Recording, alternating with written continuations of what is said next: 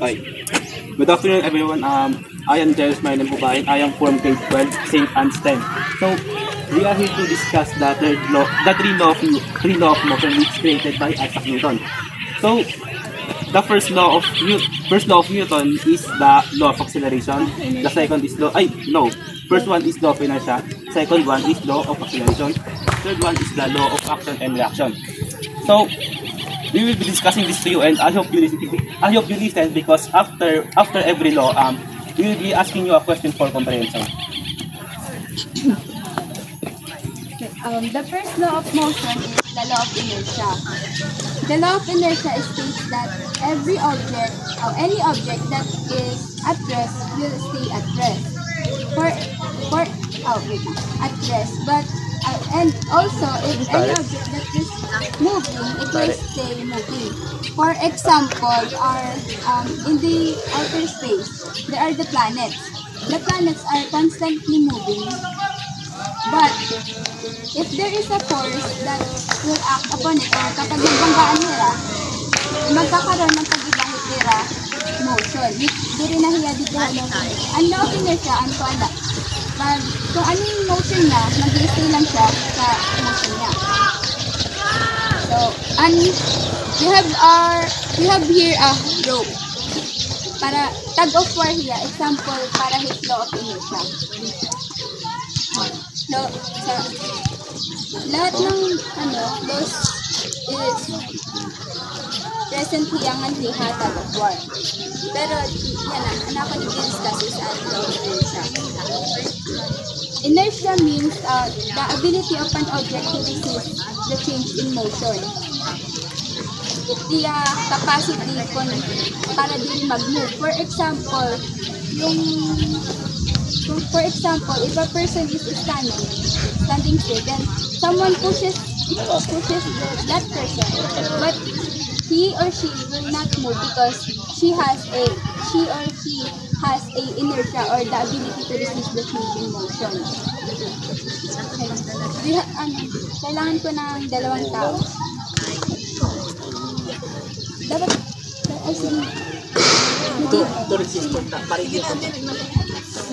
yung law of inertia, diba sabi, if an object is at rest, it will remain at rest. But if it is moving, it will keep moving unless there is a force that will act upon it. Ikaw kinalasan ko. If both of them will exert same or equal force, that is where the law of inertia is present. Because even if they exert the force, the rope is not moving. There is what we call zero net force. Meaning, even if they exert the force, for example, if she has 5 Newton force, and also she also has 5 Newton force, the value of their force here is 0 because they have the same. 5 minus 5 is equal to 0. Even if they have the force, their force will be 0. It is not moving, the rope is not moving. Sa first law,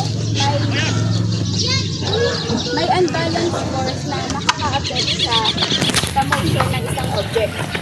That is what we call the friction. The friction is an unbalanced force that slows down an object or the motion of an object or stops the object from moving. So, that is where the acceleration will be. That is where acceleration will apply. The law of acceleration. In the first law of motion, the greater the mass of an object, the greater its inertia or its ability to resist in motion. For example, if he pulls the rope like that, he has the great inertia because he has a bigger mass. Capability to resist the change in motion. So, Okay. that's all.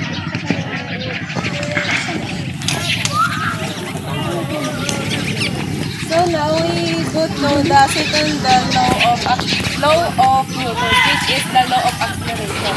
Here in the law of acceleration, this explains of the acceleration of an object depends on the force exerted or sa force na inilagay mo doon sa object. Like for example, dito sa room. Pwede magkuan nga how tamo na nga dagdag.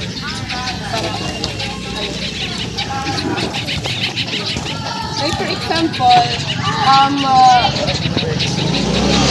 law of acceleration, force is equal to acceleration times its mass. So for force and the acceleration, they are direct proportional. Pag sinabi natin direct proportional, yung quantities, dalawa sila tumataas. Kapag yung force increases, the acceleration will increase too. Like for example, if this boy exerts 15 Newton force, and the current will exert 15 Newton force, if this will be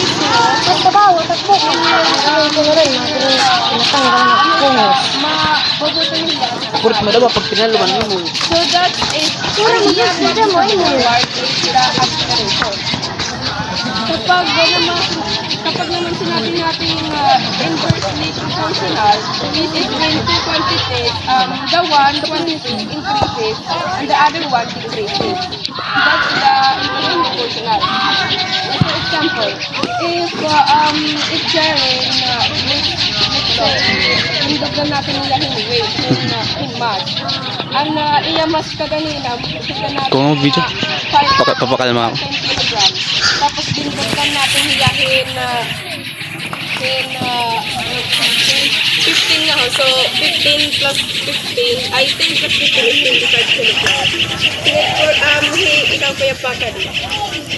Ba, kabot po. Ganun. Tapos ikaw naman po, papul nga din. Ang simple, sa model ko ka mag-grip na po. 1, 2, 3, go. And like that, bawa na yung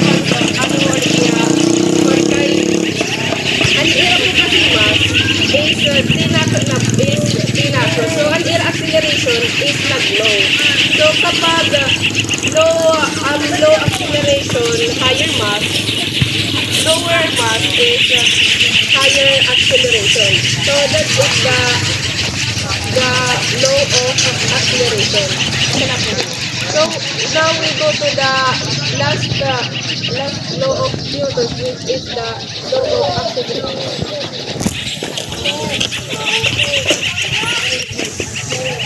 Before we proceed, para di tayo malito, let's first talk about the two physical quantities na pag-uusapan natin sa physics. So in physics, we have two physical quantities. We have the vector quantities and the scalar quantities. So in scalar quantities, it's a quantity that has only magnitude, meaning on size lang. While sa vector, we have it is a quantities that has both magnitude and direction. So meaning, an example of scalar quantities is yung speed lang, speed. So parang a car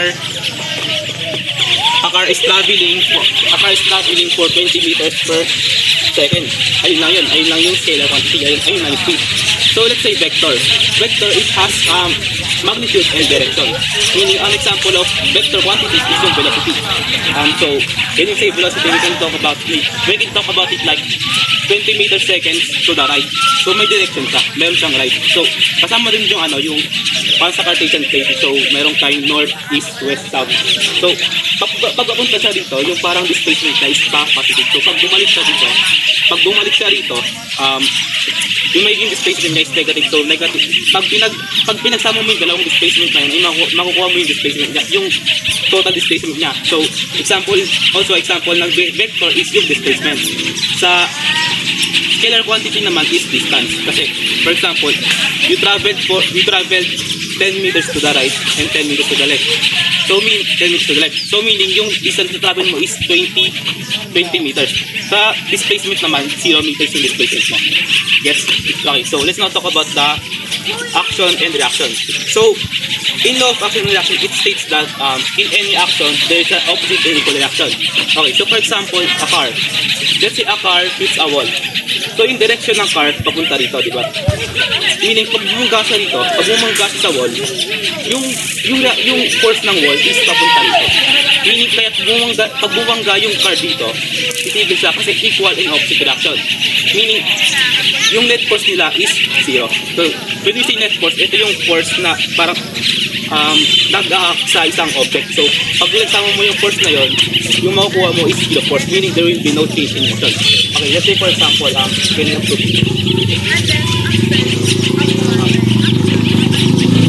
Let's say, both of them pull the rope for 5 meters.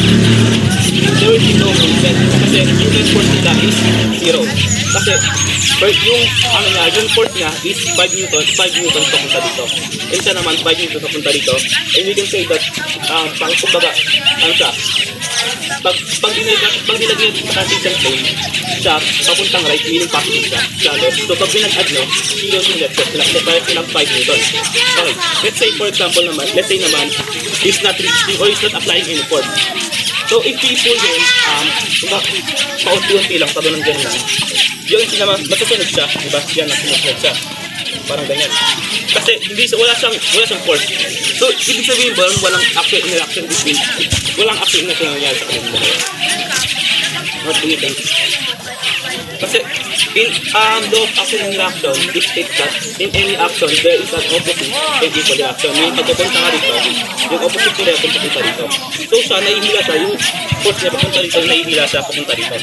So, do you think merong action and reaction? Actually, no, walang ano sa kanila. Kasi, baka nahihila lang siya. Pero sa rope, between him and the rope, merong action and reaction. So, yung pag naman, sa rope naman, nag-in-explain natin yan, yung force ng rope papunta rito, while yung grip ng kamay niya sa rope is papunta rito. Kaya, pag nila niya to, hindi lumiliit yung rope papunta lang sa kanya. Sumasama siya. Kasi, yung grip niya, mayroon din force yung grip niya. Papunta dito yung grip niya. So, naibigla siya gamit yung rope. Okay. That's also a question. Even though, do you think there's still an action and reaction happening to both of them?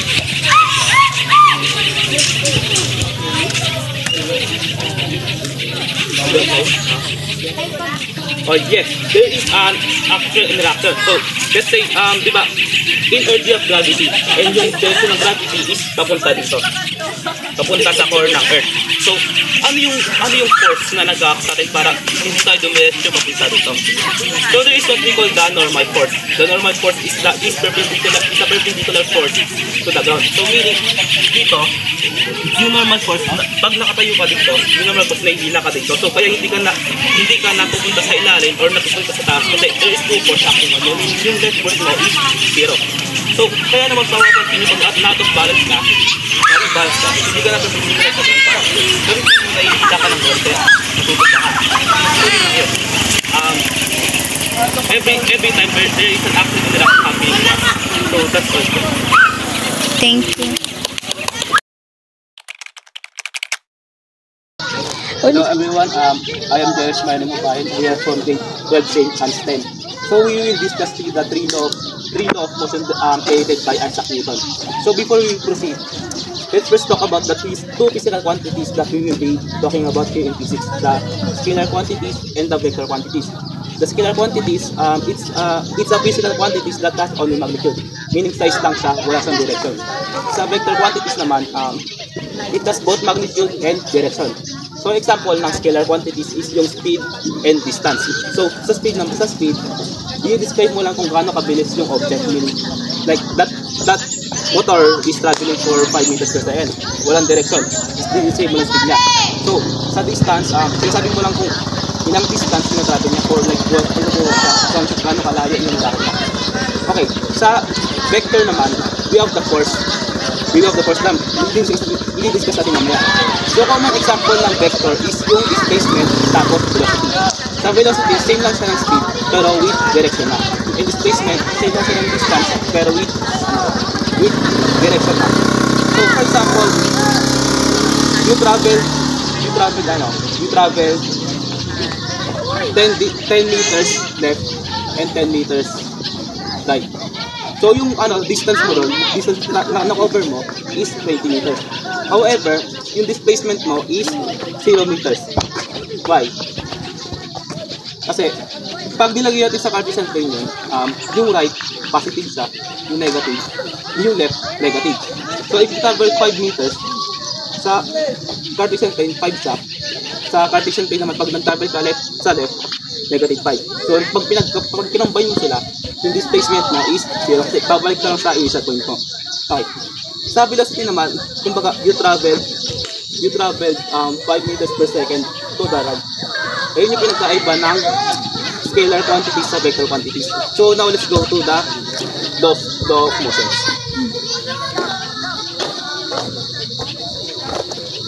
The first law of motion is the law of inertia. The law of inertia states that any object that is at rest it will remain at rest. But if any object is also, if an object is moving, it will remain moving unless there is a force that will act upon it. For example, the planets out in the outer space. The planets are constantly moving, so they will remain moving unless they will bump to each other, and that is causes acceleration that will change their motion. But it is in the second law of motion. The first law is the kapag nakastay lahira, they will remain at rest. And also, if they are moving with the same constant speed and same direction, they will keep moving. So we have here a rope. Here, the 3 laws of motion are in the tug of war game. The 3 laws of motion are present.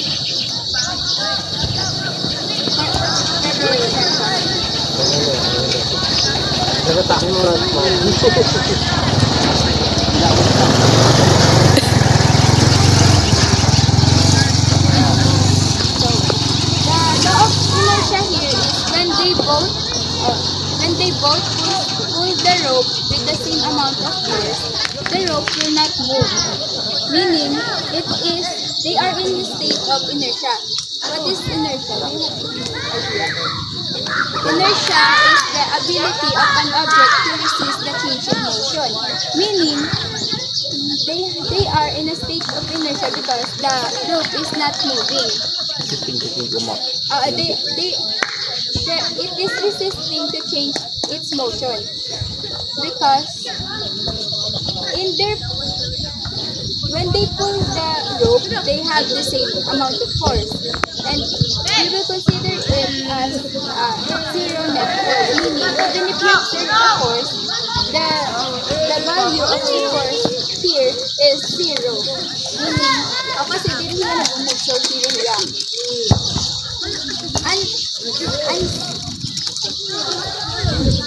Diba, ang sabi din sa first law of motion, kapag nasa correct lang, unless there will be a force or external force that will act upon it. That is, diba, mo. Tapos kapag nag-act ng isa pang force, magkakaroon na pagbabago sa motion. So, magiging ang motion, and that is where the second law of motion will that is where we apply the second law. Ito pala, the greater the mass of an object, the greater its inertia. So, kapag kunyari, naghihila ka ng isang bagay, kapag mabigat yun, mahirapan kang hilain siya kasi mabigat siya. The object has the ability to resist the change in motion.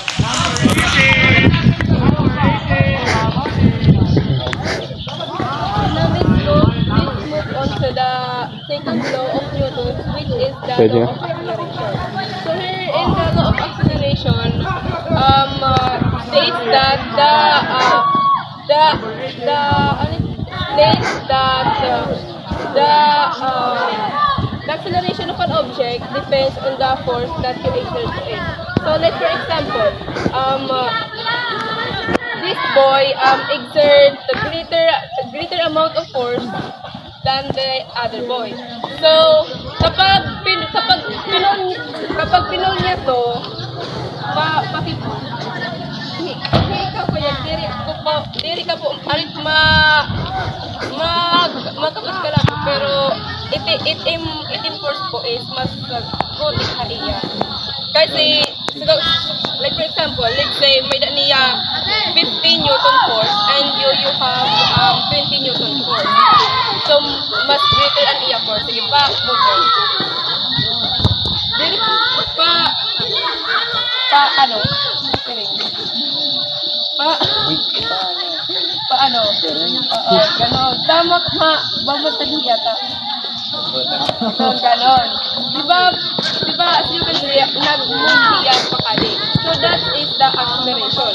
So we have the direct proportional and the inverse proportional.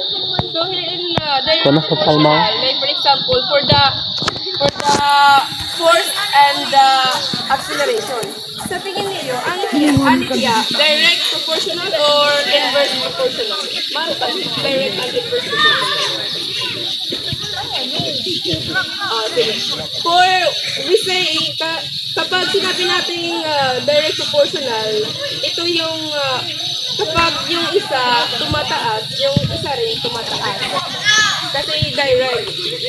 And if one quantity increases, the other quantity increases too. But if we say inverse proportional, yung isa tumataas, yung isa bumababa. So, kapag yung force increases, the acceleration will increases too. Pero, hindi na ma-hit acceleration and for the mass, sa tingin niyo, ano kaya? Direct proportional or inverse proportional? Kapag dinugan natin hinmas, sige, ikaw kaya pakali. Same force, kuya, same force. Ang ano? Same force at naganina. Diba, di rin natutuan. Kaya dinagdag ko kasi, an iya mas. So, diba, same force ang kaganina. So, ang iya acceleration, higher or lower? Higher or lower? Direct. Kaya, ito rin ang pagpapagpag. So, lower ang iyo. Kung kaya yung mass is dinato. Diba, kapag higher imo force, imo acceleration is higher.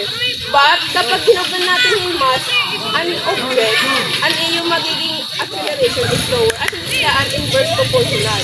Inverse proportional. If the mass is lower, the acceleration goes higher. Diba? Kapag naman sinabi natin, kapag ang mass ay higher, the acceleration will lower. As in, wala na niya kabantag. Kaya, di ba, dilugang ang iya mass. So, ang iya naging acceleration is lower. Dili so kasagayin ang waray pahiya, di ba, nabantag yung iya. Kaya, ang iya kasi mass is lower. So, ang iya naging acceleration is higher. At siya nga, nabutong siya. So, na-intindihan mo yung so now let's go to the third law of Isaac Newton's height motion. Third law of motion, the law of action and reaction. So in third law of motion, action and reaction, it states that in every action there is an opposite and equal reaction. Meaning if a car hits a wall, if the direction of its force is papunta rito, while the direction of the force of the wall kung nabangka sila, hindi yung height. Kasi yung net force nila is 0 height. So let's say, let's have this example. Let's say this guy, and this guy pull the rope with 50 newtons. Yeah. Kasi, you will notice na hindi sila gumagalaw because they are applying force na parehas 50 Newton, meaning walang nagbabago sa motion nila, meaning they have inertia, or kasi same lang yung acceleration nila. So kaya nangyayari yun, kaya sila tumitigilan because of the opposite in action, opposite and equal reaction. So kaya kasi nga equal yung ano nila, yung force nila, kasi opposite yung direction nila, meaning nagkakaroon sila ng pagtigil dito. Okay. Hindi ito magkakaroon. So let's say for example, this guy, he's not applying any force, and he will apply the force. He will want to apply the force. You will notice, as he pulls, pull ka na pull.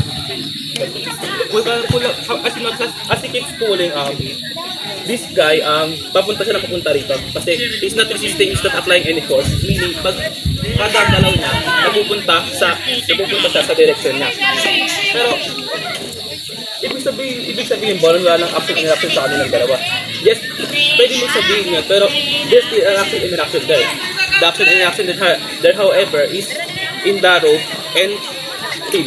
Meaning, kaya sa nahihila, kasi between him and the rope, there is an opposite and equal reaction. So let's imagine this. The rope's force is papunta rito, while yung grip niya, yung paghawak niya sa rope is papunta rito. So pag hinila siya ito, yung force niya naupunta rito, while yung grip ng ano niya, hand niya, is naupunta rito. So hindi dumudulas yung rope sa kamay niya, hindi na pupunta dito yung rope.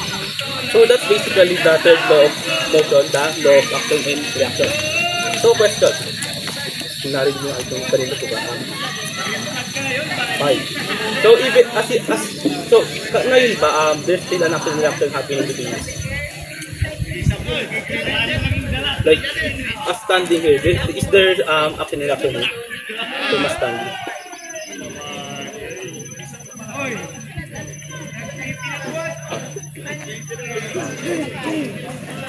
Okay. Actually, there is an opposite and equal reaction pa rin. Kasi nga, yung gravity, isinihila tayo pababa, while there is a force na, kaya tayo nakakatayo nito because there is an opposite force na hinihila tayo pataas, which is called the normal force, na perpendicular sa ground. So, kaya tayo nakakastand dito because this force, they act upon each other, causing you to have a similar force, kaya hindi ka lumulutang or hindi ka diretso pababa. So that's all for our discussion. Thank you so much for listening. Ayok, may natutunan kayo kasi Hello everyone, I'm Dennis. I am from grade 12 St. Anselm. We will be discussing today the third law of motion which was created by Isaac Newton. So before we proceed up, I think alam niyo naman na yung vector quantities and scalar quantities, diba? Okay, so we will not be discussing about that.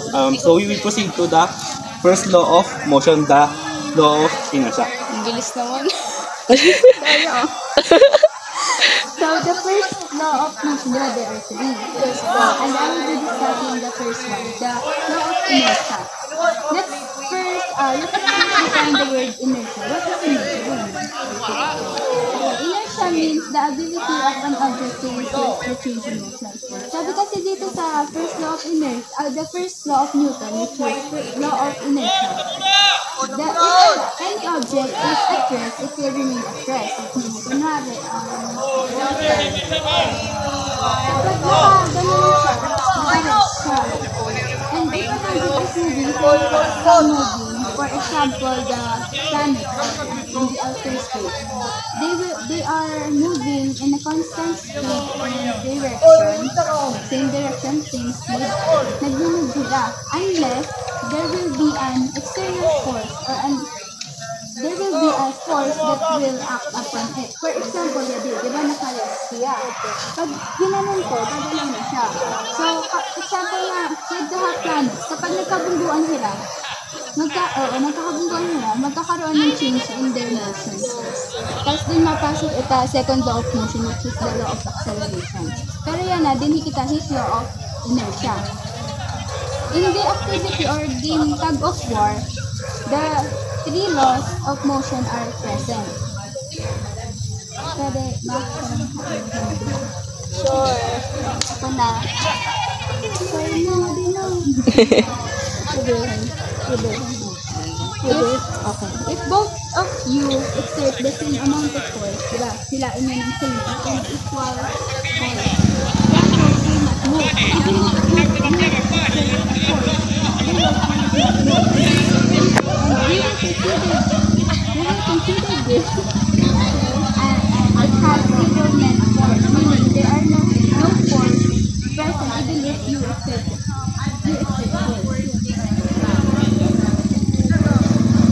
Tapos, if tiada nga ang reading mo, you are in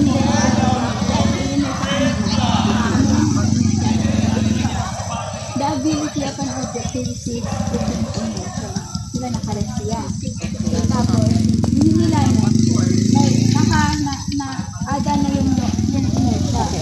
Yung inertia, yung ability na paano, diba? Nag-resist kami thinking natin. So, yung kamuhin ama. What if yung si China isa pa nga po, diba? Si Paul. So, nag-idea yung magkakaroon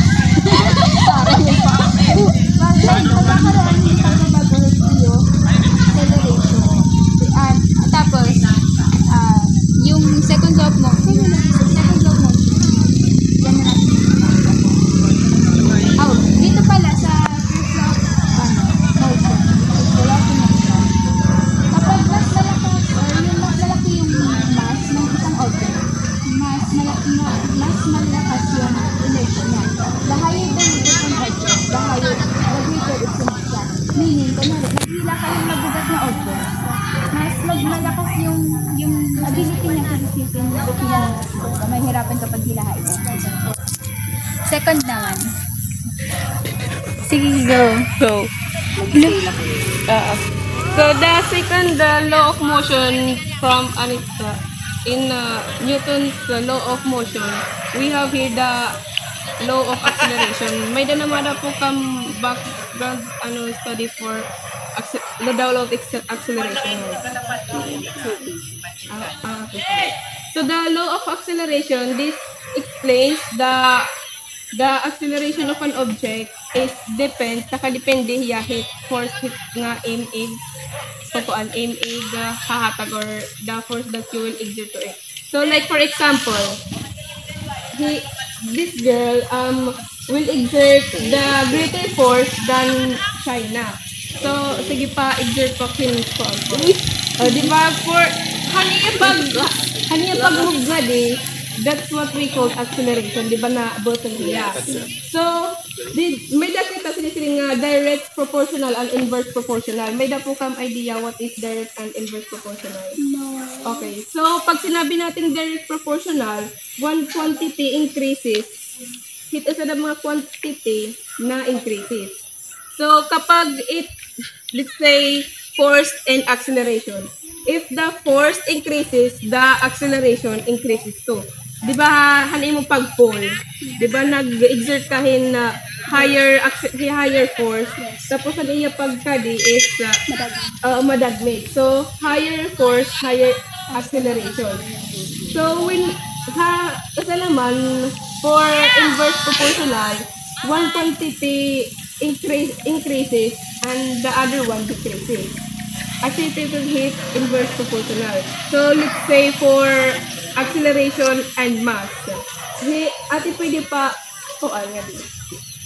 Pakapot mo din. Sige pa kuan po exert haning same force po kaganina. Diba waray po hiya ka kuan kay bisan ka po mag-exert in higher force ngin it in mass is dinugang or nag-higher, your acceleration will go lower. But if your mass is lower, your acceleration will go higher as a point inverse proportional. It is a quantity na higher, it is a naman na lower. For direct, kadua hira na higher. At nga madagmit siya makakuan hanin pag-booster. Yes. So, nakuha naman dali yung dalawang acceleration, di ba madagmit lang. Kapag it is nga force is higher, the acceleration will go higher. But, kapag nagdagdag kita hin mass, it iya maging acceleration is ma-lower na. So let's now move to the third law of motion, which is the action-reaction. Okay. Wala eh. Nakakapna ako dito sa abot. Okay na. Diba madama cute? Ate, ang punta mo. Yung ko, ikaw didikog ko. Hindi ko office. Okay. The last. Wait. Okay. Meron out. Dapat fresh. Fresh pa kayo. Hey, lagi ko correct. Dito po kayo. That same ka. Walang hawdak pa eh. Okay. Yun na. Okay. The last law of motion that was created by Isaac Newton is the law of action and reaction. This third law of motion, it states that in every action there is an opposite and equal reaction. Meaning, if a car hits a wall, the direction of the car is papunta dito, while the force of the wall is papunta dito. Meaning, if the car hits this wall, it will stop because it will cause an opposite and equal reaction. Meaning, magkakaroon sila ng zero net force kasi equal sila, pero yung direction nila is opposite. So, magkakaroon sila ng zero. Okay. So, let's say, for example, these two, dalawa na lang. Okay. Both of them, okay. Yeah. Both of them exert 20 Newton force. So, equal lang yung pagkila nila. Equal na. Okay. So, yung notice na hindi sila move. So, ba't sila hindi move? Kasi, they have a zero net force. Meaning, yung force niya na pupunta dito is, yung force na pupunta dito is 20, while yung force niya na pupunta dito is also 20. Meaning, so, nagkakaroon sila ng zero net force, meaning nagkakaroon ng state of inertia yung loop na to unless yun ang okay. Let's say naman, she is not exerting any force, while she is the one exerting the force. Okay. Let's say he pulls her unti-unti, maraming beses.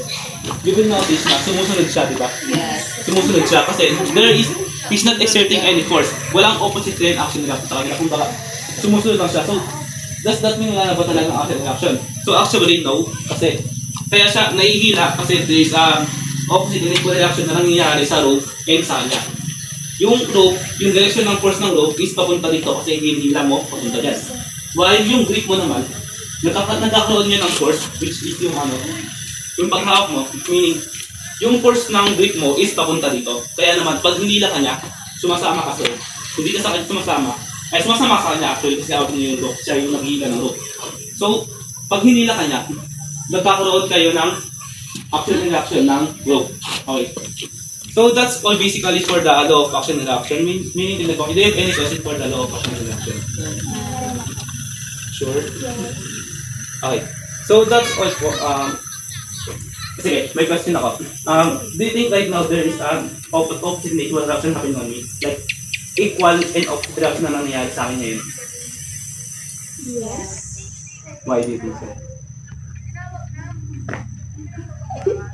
Why China? Why me?